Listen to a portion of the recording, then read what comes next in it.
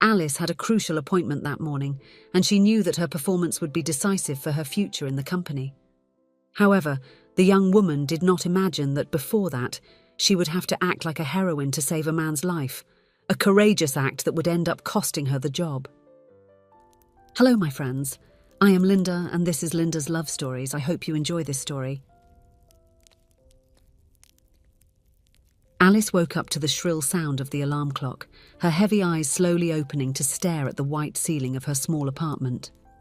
It was another work day at the financial company where she had been employed for almost 3 years. As she got ready in front of the mirror, Alice observed her reflection. She had a youthful face framed by wavy brown hair that fell over her shoulders. Dressed in an elegant business outfit, she grabbed her bag and hurried out. The route to the imposing commercial building where she worked was always the same: crowded subway, bustling sidewalks, and the constant hum of the big city. Alice observed the people around her, each one rushing to their commitments, living their own stories.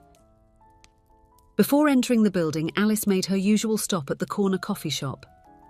The aroma of freshly brewed coffee filled her nostrils as soon as she opened the door, bringing an involuntary smile to her lips. It was then that her eyes met Jacob's. Jacob was a man with a mature and charming face. His dark hair had a few grey strands at the temples, giving him a distinguished look. He wore a well-tailored suit that accentuated his athletic build. His brown eyes had a mischievous sparkle when they met Alice's. "Good morning, Alice," Jacob greeted her with a warm smile. "Ready for another day?" Alice felt her heart speed up slightly. This morning flirtation with Jacob had become a precious part of her routine over the past few months. "Good morning, Jacob. Always ready," she replied with a playful tone. While they waited for their orders, the two exchanged glances and knowing smiles. Alice loved this light and uncommitted game of seduction. It was a fun way to start the day, even though she had never accepted Jacob's invitations for a real date. With coffees in hand, they bid each other farewell and went their separate ways. Alice entered the building where she worked, greeting the doorman and a few colleagues in the elevator. Upon reaching her floor, she was met with an unusual buzz. "Have you heard about the new financial manager?" a colleague asked excitedly as soon as Alice sat at her desk. "New manager?" "I didn't know we were hiring someone," Alice responded, curious. Melissa leaned in, lowering her voice. "They say he's young and brilliant. He came from a big company and is going to bring an entirely new vision to the sector. I've heard he's already in the building, in a meeting with Mr. Thompson." Alice nodded, absorbing the information. Changes always brought a mix of anticipation and apprehension. She wondered how it would be to work with this new manager and if it would affect her position in the company. Throughout the day, Alice found herself occasionally looking towards the meeting room, hoping to catch a glimpse of the mysterious new manager. At one point, she saw him leaving, but she managed to get only a view of his back, a tall man with broad shoulders, dressed in a flawless dark suit. At the end of the workday, Alice was called into her supervisor's office. "Alice, I have a special task for you," he said with a smile.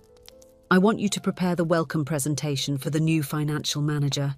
It will be tomorrow morning, so I need it to be impeccable." Alice felt a mixture of pride and anxiety.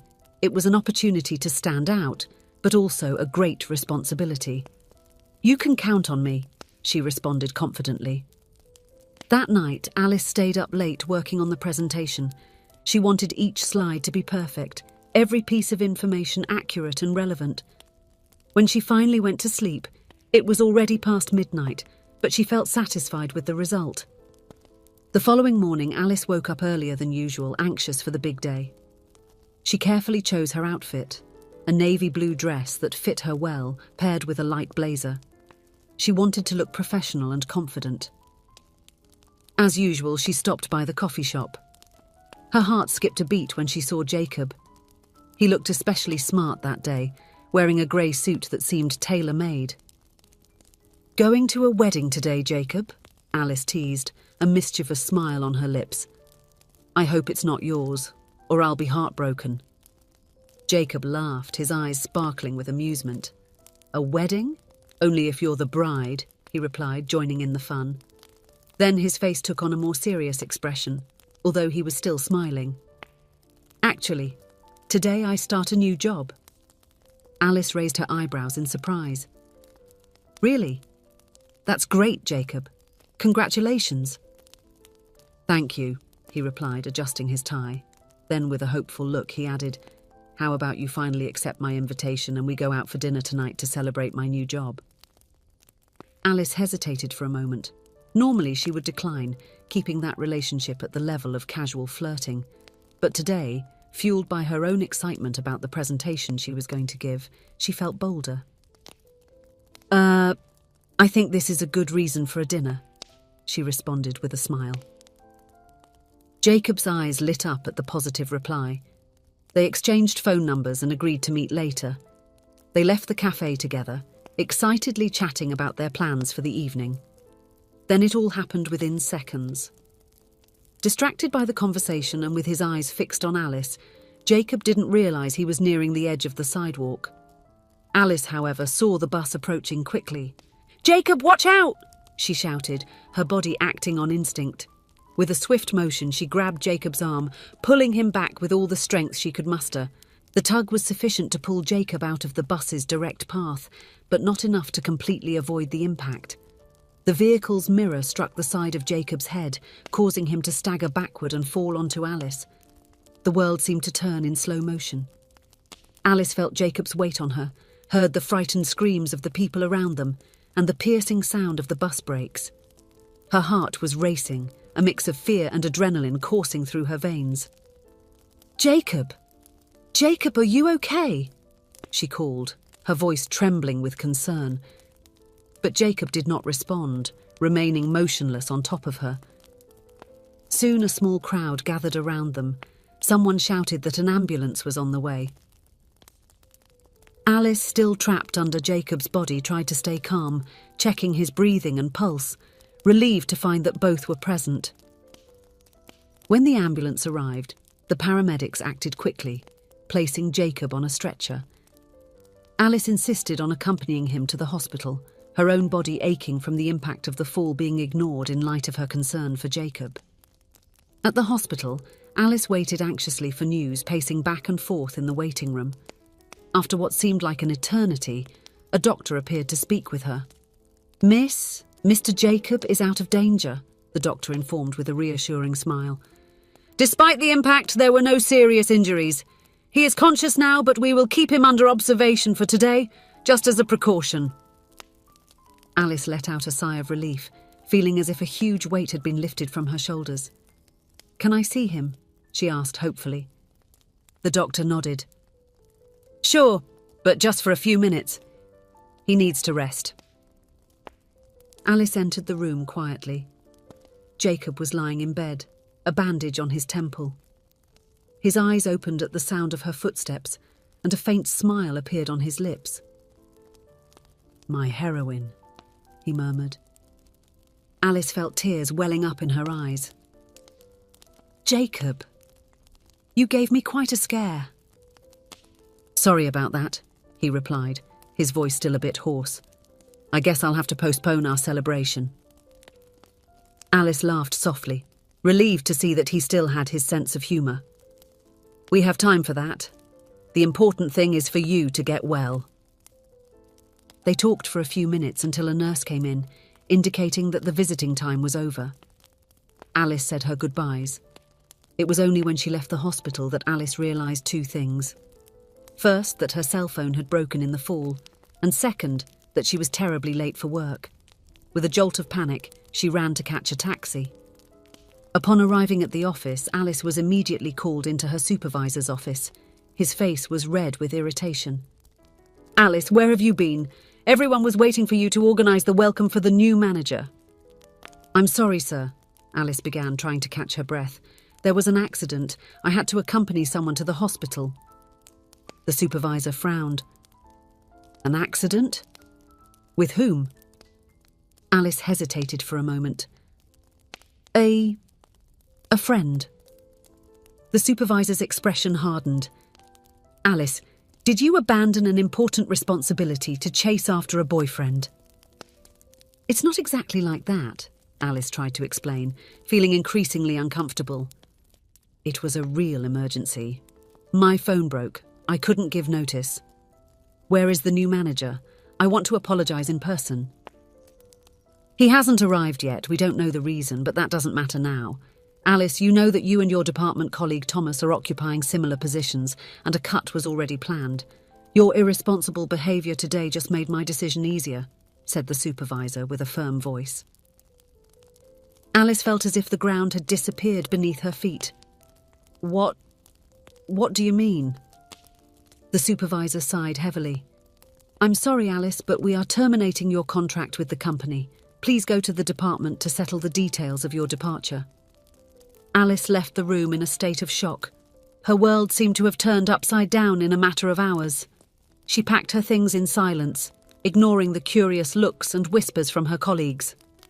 3 days after the incident, Alice returned to the company to sign the final documents of her termination. Her heart was heavy as she rode the elevator for the last time. As she exited on the office floor, she nearly bumped into someone who was entering. Alice! She looked up, surprised to hear the familiar voice. It was Jacob, impeccably dressed in a dark suit, looking completely recovered from the accident. Jacob, what are you doing here? Alice asked, confused. Jacob looked at her with an expression of surprise equal to hers. I work here now. I'm the new financial manager. Alice felt like she had been punched in the stomach. All the air seemed to vanish from her lungs. Jacob was the new manager for whom she was supposed to have prepared the welcome presentation. The man who had caused her to lose her job was, in fact, her new boss. Alice, what happened? Why are you here? Jacob asked, noticing her troubled expression. Alice took a deep breath, trying to hold back the tears that threatened to fall. I was fired, Jacob, for not showing up on the day of your welcome presentation. Jacob's face turned pale as he understood the situation. Oh, Alice, I'm so sorry. This is my fault. Alice shook her head, forcing a weak smile. It's not your fault, Jacob. It was an accident. Jacob remained silent for a moment, clearly disturbed by the revelation. Then a small smile appeared at the corner of his lips. Well, let's look on the bright side. If you were still working here, I would be your boss, and it wouldn't be ethical to take you out to dinner. Despite the situation, Alice couldn't help but let out a soft laugh. Jacob's ability to find humour, even in the toughest moments, was one of the things she admired most about him. I suppose you're right, she replied, feeling a bit of the weight on her chest dissipate. Jacob looked at her with determination. Alice, I promise I will do my best to fix this. Alice felt a wave of gratitude. Thank you, Jacob. That means a lot to me. In the days that followed, Jacob kept his promise. He used his contacts to help Alice get interviews at other companies. 1 week later, she received a job offer from a company Jacob had previously worked with. The new job was even better than the previous one. Alice found herself in a position with more responsibilities and better growth prospects. She was grateful for the opportunity and determined to make the most of it. Over time, the relationship between Alice and Jacob blossomed. Free from the complications of a boss-subordinate relationship, they were finally able to explore the feelings they had been nurturing for each other for months. Their first official date was a dinner at a cosy restaurant with a view of the river. Alice wore a red dress that made Jacob's eyes shine with admiration. The conversation flowed naturally, filled with laughter and affectionate glances. You know, Jacob said at one point in the evening, holding Alice's hand across the table, I think I should thank that bus.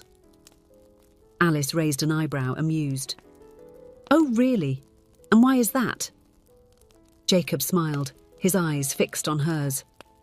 Because if it weren't for the bus, you wouldn't have been late or gotten fired, and I couldn't say I love you. Alice felt her heart race at his words. Well, next time you want to impress me, how about just asking me out? It's way less dangerous, she joked. Jacob laughed, leaning in to plant a gentle kiss on Alice's lips.